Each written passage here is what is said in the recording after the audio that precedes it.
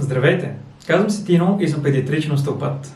В първото видео говорихме за това какво е времето по корем, защо е толкова важно за развитието и защо много бебета не го харесват.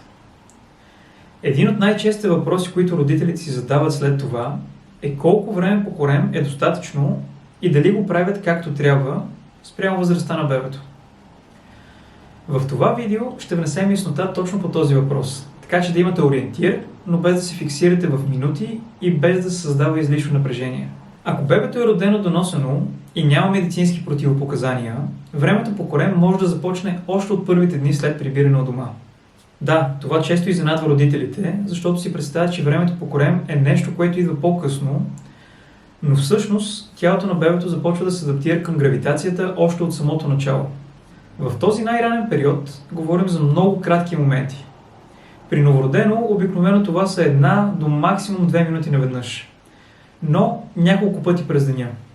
По-важното тук не е колко дълго, а колко често.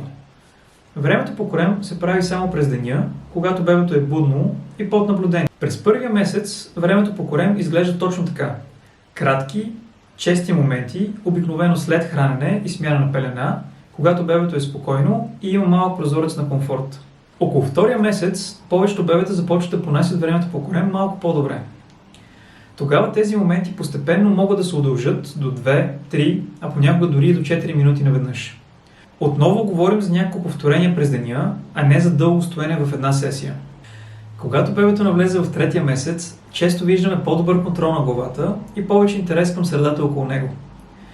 В този период целта е общото време по корем за целия ден постепенно да се увеличи, така че около 3 месеца да достигне приблизително 30-40 минути за деня. Това време обаче е разпределено на много кратки интервали, например от 5 до максимум 10 минути няколко пъти дневно. След третия месец времето по корем започва да става все по-естествено и да се вписва в играта на бебето. Някои бебета започват да прекарват все повече време по корем, да се подпират на ръце, да се въртят или да се опитват да се придвижват. В този етап вече не борим толкова минути, а гледаме дали бебето има достатъчно възможности за свободно движение и игра на пода. Важно е да подчертая нещо много съществено. Тези времеви рамки са ориентир, а не правило. Всяко бебе се развива със собствено темпо. Има дни, в които времето по корем върви лесно. Има и дни, в които почти не се получава. И това е напълно нормално. Също така, времето по корем не означава само една позиция. Освен класическия вариант по корем на пода, времето по корем може да се случва гърди към гърди, върху бедрото или в ръцете на родителя. Всички тези варианти са валидни и особено полезни в първите месеци. Редуването на позициите помага тялото да получава различна информация и често прави усилието по-поносимо за бебето. Ако не сте започнали време по корем от самото начало, не се притеснявайте. Най-важното е да започнете от там, където сте в момента и да вървите напред постепенно, без натиск и без сравнение. И ако трябва да запомните едно основно нещо от това видео, то е следното.